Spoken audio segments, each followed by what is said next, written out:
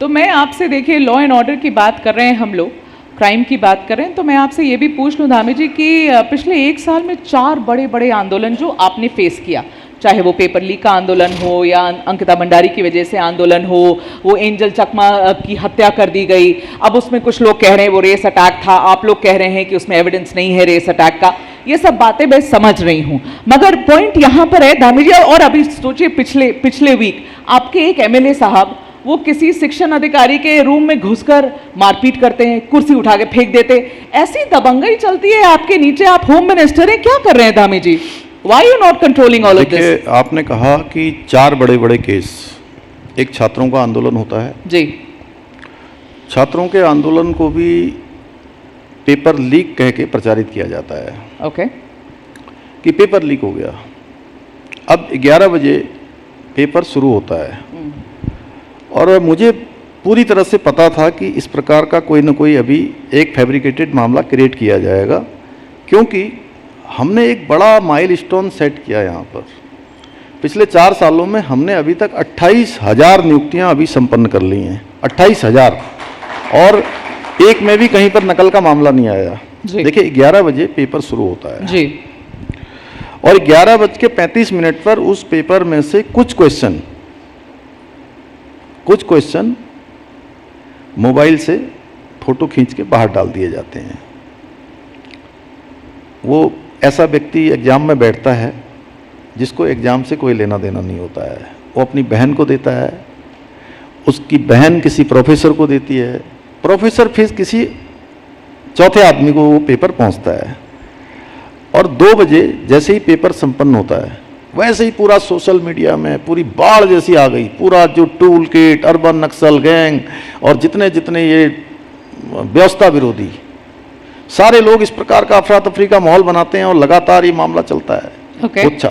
वो छात्र मुझे भी मिले, मैंने देखा कि गर्मी का समय है, सितंबर में यहाँ धूप हो रही है, मच्छर लग रहे हैं, बच्चे बैठे हुए हैं, मुझसे रहा नहीं गया, मैंने कहा ये बच्चे भी हमारे हैं और सरकार भी इनकी है। मैं स्वयं उनके पास गया और मैंने उनसे पूछा कि भाई आप लोग क्या चाहते हैं बताइए। उन्होंने कहा हमारी 4 मांग हैं। पहली मांग है कि आप इसकी सीबीआई जांच करवा दीजिए क्योंकि ये मामला ऐसा हो चुका है। दूसरा उन्होंने कहा कुछ आईसीयू बढ़ा दीजिए। तीसरा उन्होंने कहा कि जिन लोगों के ऊपर मुकदमे दर्ज हैं उनके मुकदमे वापस कर दीजिए। चौथा ये परीक्षा निरस्त कर दीजिए। ठीक है।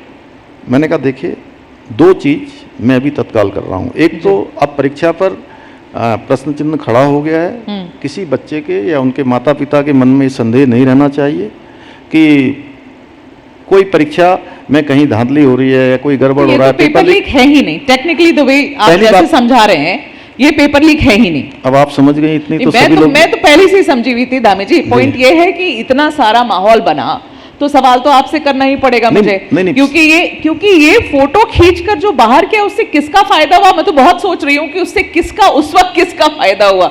जो लोग अंदर बैठे थे उनके पास कुछ पहुंचा क्या? उसमें किसी का फायदा नहीं हुआ, वो केवल हमको डेंट करना चाहते थे। सर आपको डेंट करना चाहते थे? बिल्कुल डेंट करना चाहते थे, लेकिन लोग प्योरली पॉलिटिकल, बिल्कुल पूरी सोची समझी एक साजिश थी।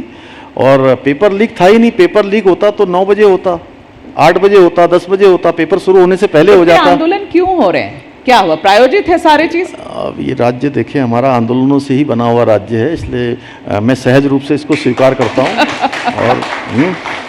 और एक भी मामले में देखिए आंदोलन होगा ये मेरे हाथ में नहीं है, आपके हाथ में भी नहीं, किसी के हाथ में नहीं है। अगर कोई चीज़ हो रही है तो होगी, लेकिन उसके बाद रिस्पॉन्ड क्या हुआ है? अब आप कह सकते हो कि भाई आपदा आ गई। आपदा क्यों आ गई? आपदा ने आना है, प्राकृतिक है, लेकिन आपदा के बाद क्या काम हुआ है, कितना रिस्पॉन्ड हुआ है? इसी प्रकार से घटनाएं हुई हैं। चल एंजल चकमा की आपने बात करी, दिल्ली में लोगों ने उसको भी बताने की कोशिश कर दी कि भाई ये नस्ल भेदी टिप्पणी हुई है, नस्ल भेद के कारण बच्चे की हत्या हुई। बड़ा दुर्भाग्यपूर्ण था। तो क्या आपके हिसाब से क्या है? देखिए वो बच्चों का आपस का झगड़ा था और उसमें से एक बच्चा खुद वहाँ मणिपुर का रहने वाला था, एक नेपाल का रहने वाला था, अलग अलग जगह के कुछ जनजाति मूल के बच्चे थे उसमें अलग अलग, और 6 लोग उसमें नामजद हुए और 6 में उसका से मुख्य 5 आरोपी बाहर है, 5 को पकड़ लिया गया स्वामी है। 1 लाख रुपए का उसके ऊपर इनाम घोषित किया गया है हाँ। और नेपाल में है फरार है उसको, वो। हाँ उसको हम लोग ढूंढ रहे हैं, ढूंढ जल्दी वो लेंगे भी आप। जल्दी पकड़ में आएगा वो भी। और बिल्कुल उसको कड़ी कार्रवाई की जाएगी, जो भी जो है जिसने जो ये अपराध किया है उसको दंड मिलना चाहिए। लेकिन आपके हिसाब से ये नस्ल भेद का केस नहीं है? बिल्कुल नहीं, नस्ल भेद बिल्कुल जैसा नहीं। देवभूमि उत्तराखंड तो सबको आत्मसात करती है।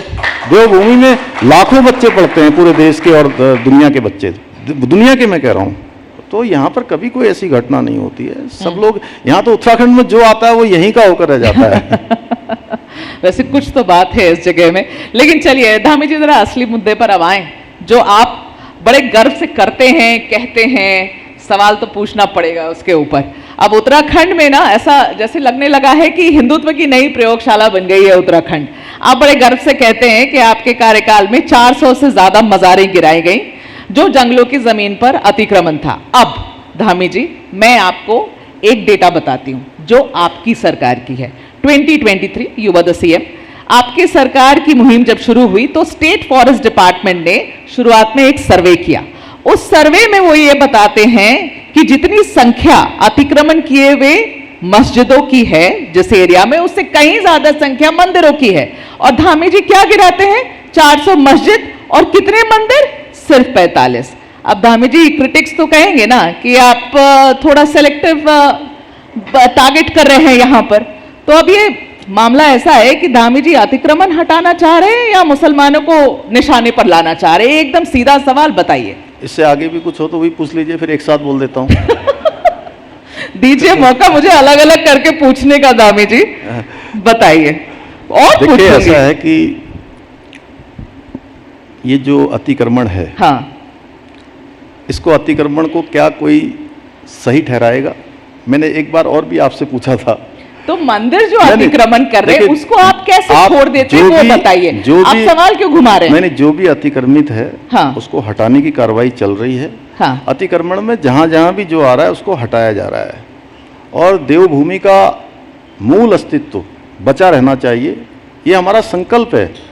और देवभूमि के लोग नहीं चाहते, देवभूमि के साथ साथ पूरी दुनिया के लोग चाहते हैं। हर एक सनातनी चाहता है कि देवभूमि के अंदर इसका देवत्व बचा रहना चाहिए। 400 अब और इसमें 45 वाले नंबर 400 पे तो आप आपने आ ही कम- नहीं रहे हैं। आपके पास कम संख्या है, इससे भी ज्यादा है। आप दे दीजिए संख्या, आप बता मैं दीजिए अलग से संख्या। आपको अलग संख्या दे दूंगा, पूरा रिकॉर्ड, ये बहुत पुराना लाई हैं आप। अच्छा, तो आप कम और ज्यादा की जवाब नहीं दे नहीं, मैं दीजिए। आपको पूरा बना के दे दूंगा कितने धार्मिक स्थल ऐसे बने हुए थे जो इंक्रोचमेंट में हैं और हाँ। वो हटाए गए हैं। ठीक है, ठीक है। तो आप देखिए बुलडोजर भी चलाने में माहिर हो गए हैं आप। वैसे आपको बुलडोजर बाबा नहीं बोला जाता है जैसे योगी आदित्यनाथ को बोला जाता है, लेकिन जो फर्क है ना धामी जी, ये सबको दिख रहा है। योगी जी बुलडोजर चलाते हैं माफियाओं के घर पर, उनकी संपत्ति के ऊपर, घर वो सब तोड़ डालते हैं। धामी जी बुलडोजर चलाते हैं, सब कहता है मदरसा के ऊपर चलाते हैं, मॉस्क के ऊपर चलाते हैं, वहीं चलाते हैं। इनफैक्ट आपकी इंस्टाग्राम पेज पे जो पहली रील है जो आपने पिन करके रखी हुई है, आपने लिखा है वहां पर कि ये जमीन जिहाद, मदरसा, पता नहीं क्या क्या जिहाद आप लोग कहते हैं, ये नहीं चलेगा। तो धामी जी आप तो खुद ही उसको प्रोपोगेट कर रहे हैं। मदरसा में हमने बुलडोजर नहीं चलाया, मदरसा में हमने ताला लगाया है।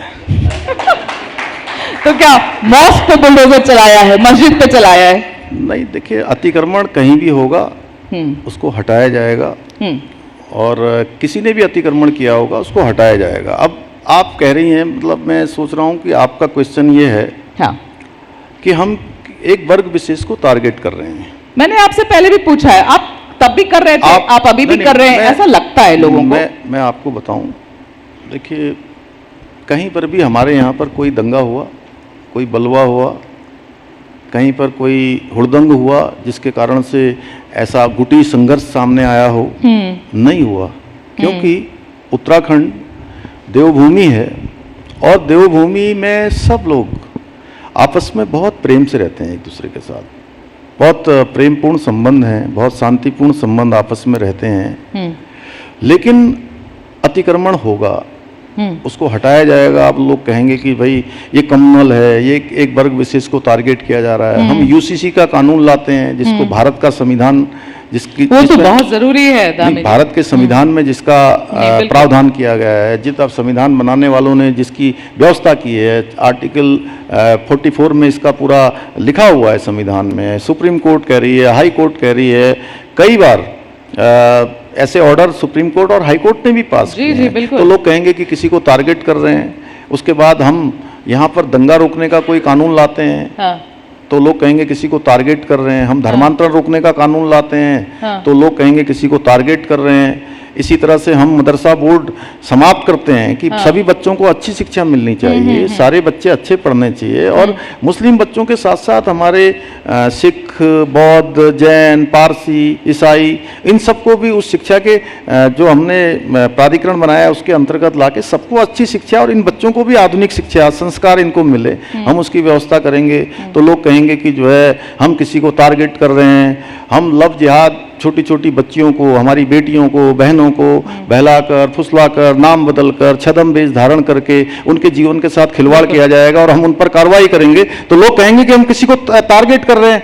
आप कई देवभूमि को पूरी दुनिया वाले देखते हैं कि भाई देवभूमि साफ होनी चाहिए। अभी देवभूमि का नाम आते ही स्वच्छता दिखती है, तीर्थ स्थान दिखते हैं, मंदिर दिखते हैं, धार्मिक स्थान दिखते हैं, स्वच्छ हवा, स्वच्छ आब, स्वच्छ वातावरण।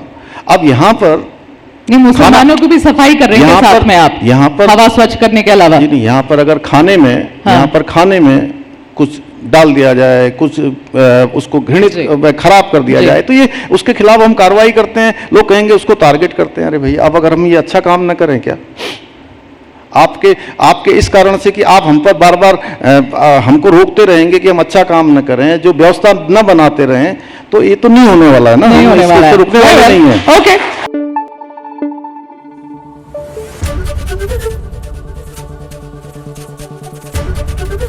एबीपी न्यूज आपको रखे आगे।